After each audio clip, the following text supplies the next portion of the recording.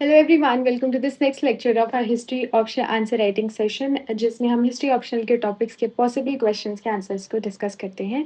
And अभी का हमारा क्वेश्चन है, examine the role of bureaucracy in the functioning of a modern state. मतलब ब्यूरोक्रेसी सेंट्रिक हमको आंसर लिखना है। ठीक है, तो सबसे पहले इंट्रोडक्शन लिखेंगे। द मॉडर्न स्टेट टाइमलाइन लिख देंगे from 322 to 185 BCE relied on a large hierarchical and centrally supervised bureaucracy।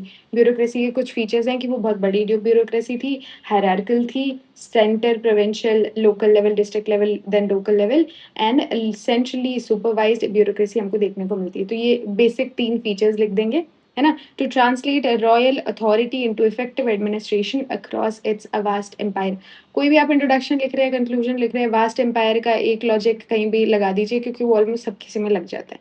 ठीक है, तो क्यों इतना बड़ा हायरार्किकल और सेंट्रली सुपरवाइज्ड ब्यूरोक्रेसी रखी थी? क्योंकि वो रॉयल अथॉरिटी को एक इफेक्टिव एडमिनिस्ट्रेशन में जो है इम्प्लीमेंट करना चाहते थे, to manage such a vast empire. ठीक है, तो ये हमारा इंट्रोडक्शन हो गया, काफी क्रिस्प एंड शॉर्ट इंट्रोडक्शन हो गया। ठीक है, अब समझने की कोशिश करते हैं कि सीलेंट फीचर्स थे क्या। सबसे पहले तो सेंट्रलाइज्ड एडमिनिस्ट्रेशन देखने को मिलता था हमको यहाँ पे। ठीक है, centralised administration implemented royal command through empire. एक सेंट्रलाइज्ड एडमिनिस्ट्रेशन में रॉयल कमांड्स जो थी वो throughout the empire implement की जाती थी। ये हमने यहाँ पे देख लिया। ठीक है, उसके बाद में आगे आते हैं, आगे समझने की कोशिश करते हैं। एग्जाम्पल यहाँ पे क्या, एग्जाम्पल अर्थशास्त्र का एग्जाम्पल दे दीजिए, धम्म महामात्रस का एग्जाम्पल दे दीजिए। ठीक है, वहां पे आपको मेंशन देखने को मिल जाएगा of a centralised administration. Second is revenue mobilisation, assessed and collected land and other taxes under the imperial authority। For example, major जो source था that was agricultural revenue, इसके अलावा trade, customs, वहाँ से भी revenue आता था, mines वगैरह वो सब। ठीक है, तो जो agriculture से आता था, it was generally 1/6 of the produce, इसको भाग बोला जाता था। ठीक है, फिर उसके बाद में प्रोविंशियल गवर्नेंस की बात करेंगे, तो it maintained imperial control over a distant regions. Provincial जो डिफरेंट डिफरेंट प्रोविंसेस में डिवाइडेड थी, 4 प्रोविंस थी मेजरली। जो नॉर्थ वेस्ट थी उसकी कैपिटल तक्षशिला देखने को मिलती है, सेंटर में उज्जैन देखने को मिलती है, जो हमको यहाँ पे उड़ीसा वाले एरिया में Tosali, and then fourth one was Suvarnagiri. Suvarnagiri. ठीक है, तो प्रोविंशियल गवर्नेंस देखने को मिलता है। लॉ एंड ऑर्डर के लिए official supervised policing, codes and punishment. Even जो राज्यकाज थे उनको जुडिशियल पावर दी गई थी। ठीक है, यहाँ पे दंडपाल देखने को मिलते हैं, प्रदेशकाज देखने को मिलते हैं, राज्यकाज देखने को मिलते हैं। ठीक है, उसके बाद में इकोनॉमिक रेगुलेशन भी था। Economic regulation that was controlled trade, craft, mines and state industry. ठीक है, इसके लिए हमको अक्ष पतल अध्यक्ष देखने को मिलते हैं, जो कि अकाउंट्स के अध्यक्ष थे, अकाउंट के लिए ब्यूरोक्रेटिक ऑफिशियल थे। ठीक है, इकोनॉमिक रेगुलेशन देखने को मिलता है। अभी तक क्या देखा हमने? सेंट्रल अथॉरिटी, फिर उसके बाद में हमने देखा revenue mobilisation, provincial governance, law and order देखा, फिर इकोनॉमिक रेगुलेशन देखा। एग्रीकल्चरल एडमिनिस्ट्रेशन किस तरीके से किया जाता था? इरिगेशन को मैनेज किया जाता था, कल्टिवेशन को मैनेज किया जाता था। ठीक है, इसमें हमको एक एग्जाम्पल देखने को मिलता है, सुदर्शन लेक ऑफ गुजरात। ठीक है, जो कि ये मॉडर्न पीरियड के टाइम पे बनवाया गया था, और बाद में जो रुद्र दमन जो वन थे, जो वेस्टर्न क्षत्रप थे, उन्होंने उसको जो है रिपेयर भी करवाया था। तो सुदर्शन लेक का एग्जाम्पल देखने को मिलता है। यहाँ पे आप इरिगेशन से इसको जो है कनेक्ट कर सकते हैं। उसके बाद में मिलिट्री एडमिनिस्ट्रेशन की बात करें, तो रिक्रूटमेंट, लॉजिस्टिक्स और डिफेंस वगैरह में मिलिट्री एडमिनिस्ट्रेशन वाज इम्पोर्टेंट, है ना। यहाँ पे हमको जो है अर्थशास्त्र में हमको ये क्या नाम है, कैवलरी, उसके साथ साथ में हमारा इन्फेंट्री, उसके साथ साथ में एलिफेंट, और हमारा जो ये रथ वाला जो था, ये देखने को मिलता है। ठीक है, उसके बाद में हमको वेलफेयर एंड धम्मा की बात करें, तो officials promoted Ashoka's ethical and welfare policies. ठीक है, तो हमको वेलफेयर और धम्मा के बारे में भी देखने को मिलता है। अशोकन पिलर एडिक्ट्स, है ना, अशोकन रॉक एडिक्ट्स भी आप एग्जाम्पल में लिख सकते हैं। कम्युनिकेशन और surveillance, maintained information flow and monitored officials. राजकाज, गोपाज, स्पाइज जो है कम्युनिकेशन और सर्विलेंस का काम किया करते थे। Spies specially for surveillance and intelligence gathering. Administration की बात करें तो एडमिनिस्ट्रेटिव इंटीग्रेशन देखने को मिलता है, connected diverse region with uniform institution and policies. इसमें Ashokan edicts across the empire हमको देखने को मिलते हैं। जो अशोकन रॉक एडिट्स थे वो पेरिफेरी ऑफ द एम्पायर में देखने को मिलते हैं। जो मेजर पिलर एडिट्स थे वो हमको इंपीरियल कोर में दिखाई देते हैं, है ना, ये हमको देखें। डेक्कन में भी जो है अशोका के एडिट्स हमको देखने को मिलते हैं। ठीक है, डेक्कन में स्पेशली कर्नाटका में काफी कंसंट्रेटेड देखने को मिलते हैं माइनर रॉक एडिक्ट्स। अब क्रिटिकली कैसे असेस करेंगे? However, bureaucracy was not uniformly centralized. Uniform और absolute नहीं थी. There were regional variations. There were regional flexibilities as well. तो provincial governance, local institution, and customary practices retained customary considerable space while accessing officialism could create corruption and administrative rigidity. ठीक है, क्योंकि excessive बिल्कुल ऑफिशियलिज्म हो जाएगा तो it that could have created corruption and administrative rigidity. Also होता होगा लेकिन बस इतना लार्ज स्केल पे इट कुड प्रिवेंट. ठीक है, तो ये फ्लेक्सिबिलिटी भी हमको देखने को मिलती है. तो इस तरीके से हम जो है मॉडर्न ब्यूरोक्रेसी को हम एनालाइज कर सकते हैं. ठीक है, तो these were are points. We also critically examined it. Now we can move on to next question. Discuss the nature and function of the modern provincial administrative system. अब पूरा ब्यूरोक्रेसी का देख लिया, अब हम जो है वो प्रोविंशियल एडमिनिस्ट्रेटिव सिस्टम जो है प्रोविंशियल एडमिनिस्ट्रेशन की तरफ में बढ़ रहे हैं. ओके, सबसे पहले जो है इंट्रोडक्शन लिखेंगे. Modern provincial administration combined central control with delegated authority. तो ये इसका कैरेक्टरिस्टिक लिख दिया. थोड़ा सा फ्लेक्सिबिलिटी देखने को मिलती थी, है ना. डेलीगेटेड ऑटोनॉमी देखने को मिलती थी. ये कीवर्ड है. प्रोविंसेस का कहीं भी नाम आए, डेलीगेटेड अथॉरिटी अपने सेंटेंस में लगा दीजिए. ठीक है, central control with delegated authority. ये जो वर्ड है, ये जो बोल्ड में लिखा हुआ है, central control with delegated authority.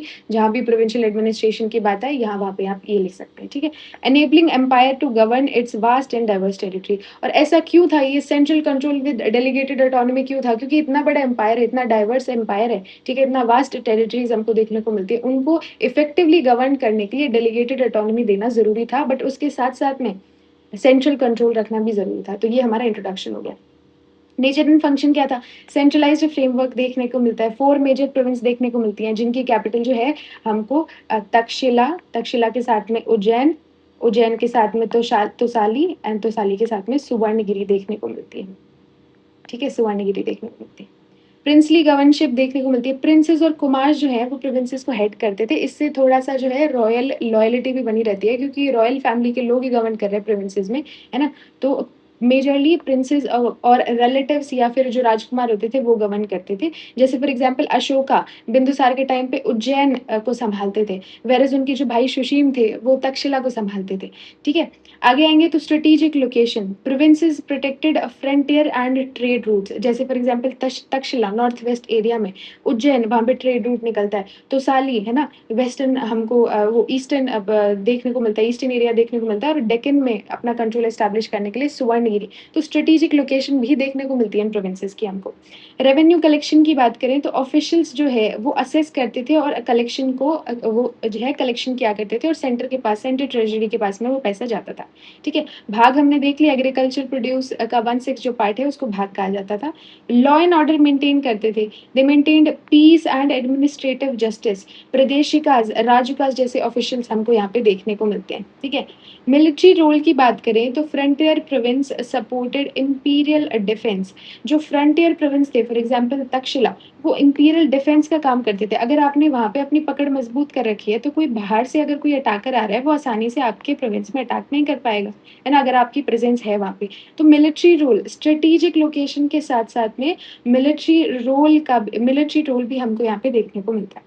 Local administration, जो विलेजेस थे दे रिटेन्ड कंसिडरेबल फंक्शनिंग ऑटोनॉमी. क्योंकि अब पॉसिबल नहीं है ना सेंट्रल कंट्रोल विलेज तक भी रहे सारा, बिल्कुल effectively day to day administration कर पाए.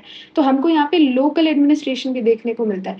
इस इंपीरियल, ये जो पहली इंपीरियल अप्रोच थी, है ना, इतने वास्ट एम्पायर को मैनेज करने की, इसमें हमको लोकल एडमिनिस्ट्रेशन का फैक्टर भी दिखाई देता है. ठीक है, मल्टी टायर गवर्नेंस स्ट्रक्चर देखने को मिलता है. उसके बाद में इकोनॉमिक रेगुलेशन की बात करें तो सुपरवाइज्ड एग्रीकल्चर, ट्रेड और रिसोर्सेज वगैरह हमको यहाँ पे देखने को मिलते हैं. स्टेट कंट्रोल्ड माइंस जो है अंडर स्टेट कंट्रोल थी, क्योंकि उनको स्ट्रेटेजिक इंपॉर्टेंस का पता था. ठीक है, धम्मा प्रोपगेशन देखने को मिलता है. Dhamma propagation, it's currently raining outside so थोड़ा आवाज आ रही है. एनीवे, धम्मा प्रोपगेशन देखने को मिलता है. प्रोविंशियल ऑफिशियल्स जो है दे इम्प्लीमेंटेड अशोकाज एथिकल पॉलिसी. धम्मा महामात्रास का हमको मेंशन देखने को मिलता है कि ये जो राजुकाज वगैरह जो थे, जो ऑफिशियल्स वगैरह थे, ये भी जो है धम्मा की पॉलिसी को प्रोपगेट कर रहे थे. तो it was also a part of provincial administration as well. ठीक है, इंपीरियल इंटीग्रेशन देखने को मिलता है. एडिक्ट्स और ऑफिशियल्स जो हैं लिंक्ड प्रोविंसेस टू अ पाटली अ पुत्र. ठीक है, there were Ashokan edicts across the region. तो देखा हमने हमने हमने सारे स्फेयर कवर कर लिए। हमने सेंट्रल जो है सेंट्रल अथॉरिटी से शुरू किया, फिर हमने प्रोविंसेस के बारे में देखा, प्रोविंसेस स्ट्रेटेजिकली प्लेस्ड हैं, उसके साथ-साथ में मिलिट्री रोल भी है, रेवेन्यू कलेक्शन उसके बाद में हमने वेलफेयर की भी बात की, हमने इकोनॉमी की भी बात की, इंपीरियल इंटीग्रेशन की भी बात की है, तो we have covered every sphere, ठीक है, पॉसिबल। उसके बाद में कंक्लूड कैसे करेंगे? अब आंसर में हम इतना बड़ा कंक्लूजन तो लिख नहीं सकते हैं, तो हार्डली 2 लाइन का आप क्या अगर अपने हाथ से लिखेंगे तो 3 लाइन का बन जाएगा, ठीक है? ये भी ज़्यादा ही है वैसे तो। अब modern provincial administration was therefore centralised in authority but decentralised in execution. ये भी एक कीवर्ड हो गया। सेम मतलब है with central control but delegated autonomy. इधर दूसरा एक लाइन आ गया, ये कभी भी आए प्रोविंस और सेंटर का रिलेशन तो आप ये भी लिख सकते हैं। Centralised in authority but decentralised in execution. Centralized in authority but decentralized in execution. A model that balanced imperial unity with regional administrative flexibility. Imperial unity with regional administrative flexibility. तो ये भी आप लिख सकते हैं, ठीक है? आई होप आपको ये लेक्चर पसंद आया होगा। हम 2 ही आंसर लिखेंगे, ज़्यादा बड़ा लेक्चर करेंगे नहीं क्योंकि समझाते-समझाते it becomes lethargic for me as well और बाहर से आवाज़ भी आ रही है। Anyways that's it for the video. अगर ये वीडियो आपको पसंद आई हो then please hit the like button and subscribe to this channel. और आप कहीं से भी पढ़ रहे हैं, आप पढ़ सकते हैं, बट अगर आपको रिवाइज़ करना है, प्रैक्टिस करना है, क्योंकि मोस्टली ऐसा होता है कि हम प्रैक्टिस में ही लैग करते हैं। एक चीज़ को बार-बार पढ़ तो लेते हैं बट प्रैक्टिस नहीं कर पाते, ठीक है? तो आप कहीं से भी पढ़ सकते हैं। You can come to this channel for practising, है ना? जो भी आपका मेंस के क्वेश्चंस हैं, इसको आप अपने प्रीलिम्स इसको आप अपनी जीएस के लिए भी यूज़ कर सकते हैं, थोड़ा आइडिया लग जाएगा आपको, it would add on to your answer. Anyways thanks for watching and like this video, subscribe to my channel and keep learning.